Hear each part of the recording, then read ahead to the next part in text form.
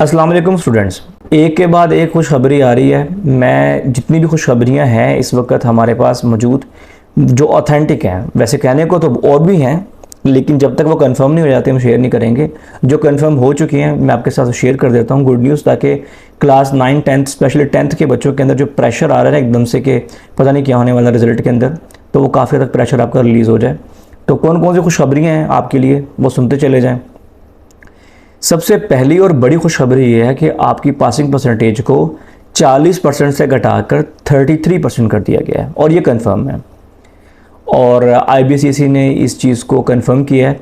और हम तो आपको पता है, जो लोग मुझे शुरू से देख रहे हैं, मैं तो 1.5 साल से तकरीबन बता रहा था कि 33% ही होगा और 33% ही हो गया। 40% के लिहाज से रिजल्ट नहीं आएगा। ये पहली गुड न्यूज़ है।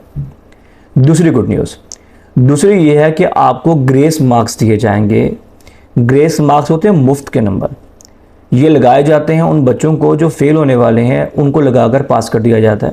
अब सवाल पैदा होता है, ग्रेस मार्क्स सिर्फ पास करने के लिए लगाए जाते हैं, पोजीशन बनाने के लिए लगाए जाते हैं। मिसाल के तौर पे किसी बच्चे के 60 में से 57 है, तो क्या उसको 3 नंबर दिए जाएंगे? और ग्रेस मार्क्स होते क्या हैं, मिलते कब हैं, रिजल्ट कार्ड पे लगते हैं कि नहीं लगते हैं, अगर नहीं लगते हैं तो देते क्यों हैं, इसके बारे में डिटेल वीडियो नेक्स्ट हम अपलोड करेंगे, तो इंशाल्लाह आपको मिल जाएगी। तो सब्सक्राइब करके आपने फॉलो कर लेना ताकि आप लोगों को रेगुलरली वो इन्फॉर्मेशन मिलती रहे। ग्रेस मार्क्स पर डिटेल वीडियो आएगी और तफसील ऐसी आ जाएगी कि इंशाल्लाह आपको दोबारा कभी किसी से पूछना नहीं पड़ेगा ये ग्रेस मार्क्स होते क्या हैं। ठीक है, अब हम गुड न्यूज़ गिन रहे हैं, गुड न्यूज़ गिनते चले जाएँ। अगली गुड न्यूज़ है हमारे पास कि इम्प्रूवमेंट की जो पॉलिसी है आपके लिए वो बड़ी लीनियंट कर दी गई है। तीसरी गुड न्यूज़ बहुत बड़ी है, वो ये कि इस बार किसी बच्चे को फेल नहीं वो कर रहे। क्लास 9th में और 11th में तो वैसे ही फेल ही ना कर रहे थे, वो लिखते थे कि 33% से आपके मार्क्स कम हैं, सप्ली नहीं है, 33% से कम है आपके, तो आप क्लास 9th वाले 10th में और 11th वाले 12th में इम्प्रूवमेंट कर लें, अपने मार्क्स इम्प्रूव कर लें। तो जब 9 और 10 का कंबाइन करके रिजल्ट बनाया जाएगा, अगर आपके 33 बच जाते हैं तो पास हो जाएंगे। और ऐसे ही 11 और 12 के लिए था।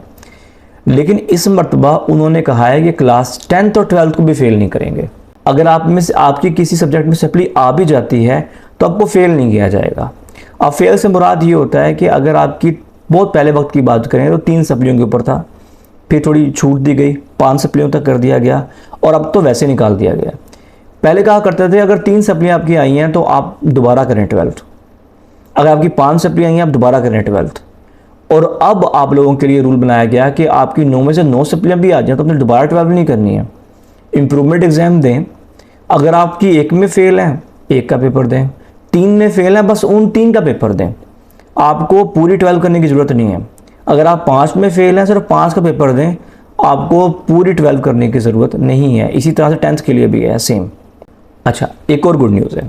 अगली गुड न्यूज़ ये है कि जो बच्चे इम्प्रूवमेंट करेंगे उनके लिए शर्त हुआ करती थी। मिसाल के तौर पे मैं क्लास 12th में हूँ, ठीक है, 10th के लिए भी यही रूल है, मैं 12th एग्जांपल दे रहा हूँ।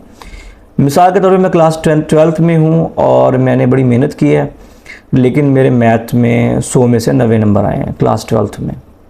क्लास 11 में मेरे 100 में से 100 था और क्लास 12th में मेरे 100 में से 90 नंबर आए हैं। अब मैं 10 नंबर भी लेना चाहता हूँ और मैं इम्प्रूवमेंट करना चाहता हूँ। तो अगर आज से पहले की बात करें तो मैं इम्प्रूवमेंट के लिए अप्लाई करता, तो बोर्ड कहता नहीं, इम्प्रूवमेंट करनी है 11 की भी करो 12 की भी करो, मैथ का पेपर देना है ना, तो 11 का मैथ और 12th का मैथ दोनों का इम्तिहान दो, वरना तुम नहीं दे सकते। लेकिन इस मरतबा आपके लिए क्या रिलीफ दिया है, वो ये दिया है कि अगर आपने एक सब्जेक्ट का पेपर देना है, बस क्लास 12th के मैथ में इशू है, बस 12th का मैथ देते हैं, आपको 11 का मैथ करने की ज़रूरत नहीं है। अगर आपने 11th की केमिस्ट्री करनी है, बस 11th की केमिस्ट्री इंप्रूव करें, आपको 12th की करने की ज़रूरत नहीं है। आपके दिमाग में सवाल आ रहा होगा कि अगर हमारे 9th में कम नंबर का आ गए या हमारे 11th में कम नंबर का हम आ गए तो क्या हम भी इम्प्रूवमेंट कर सकते हैं? तो आप नहीं कर सकते। ये आप कर सकते हैं चॉइस जब आप 10th या 12th में होते हैं। 9th या 11th में इम्प्रूवमेंट नहीं होती। इम्प्रूवमेंट पर भी डिटेल वीडियो बनेगी अलग से, तो आपके तमाम क्वेश्चन के आंसर उसमें क्लियर हो जाएंगे। उसके आपको पता आपने क्या करना है, सब्सक्राइब करना है आपने, बस और कुछ भी नहीं करना है, बाकी सब कुछ मैं नहीं करना, आपको बताना है। अच्छा, ये गुड न्यूज़ होगी। अब अगली गुड न्यूज़ सुन लें। अगली गुड न्यूज़ ये है कि आप लोगों का पेपर जो चेकिंग हो रही है वो बड़ी लीनियंट चेकिंग हुई है, बड़े हल्के हाथ से चेकिंग हुई है, यानी कि मैक्सिमम बच्चों को पास करने की कोशिश की गई है। उसकी रीज़न मैं आपको बता देता हूँ। रीज़न ये है कि क्लास 9th एंड 10th का कोर्स वो चेंज करना चाहते हैं। आपने देखा था ना अभी इस्लामियात और मैथ, इस्लामियात और मुताले पाकिस्तान के चक्कर में काफ़ी गड़बड़ हुई। अब वो कोर्स चेंज करना चाहते हैं।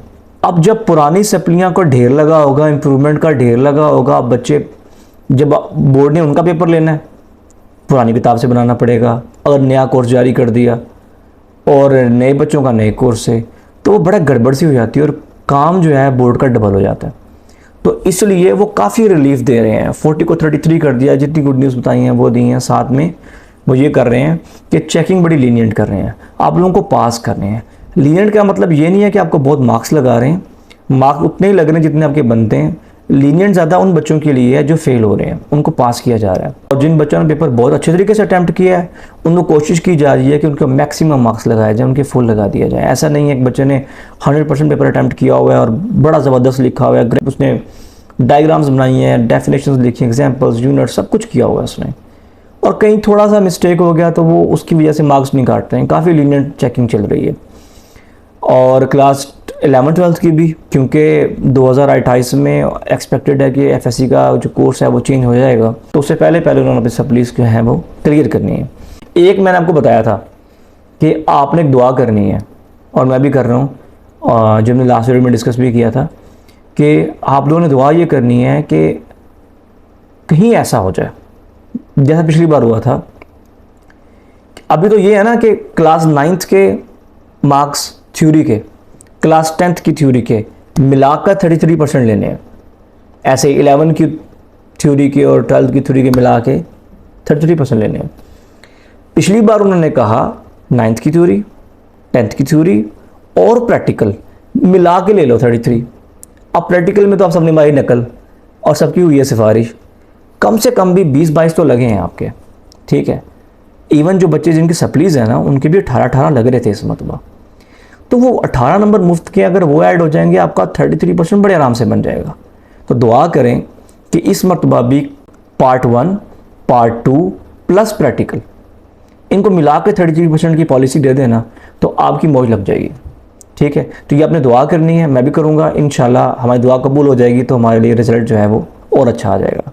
तो अपना ख्याल रखें, मिलते अगली वीडियो के अंदर और गुड न्यूज़ के साथ। अल्लाह हाफ़िज़।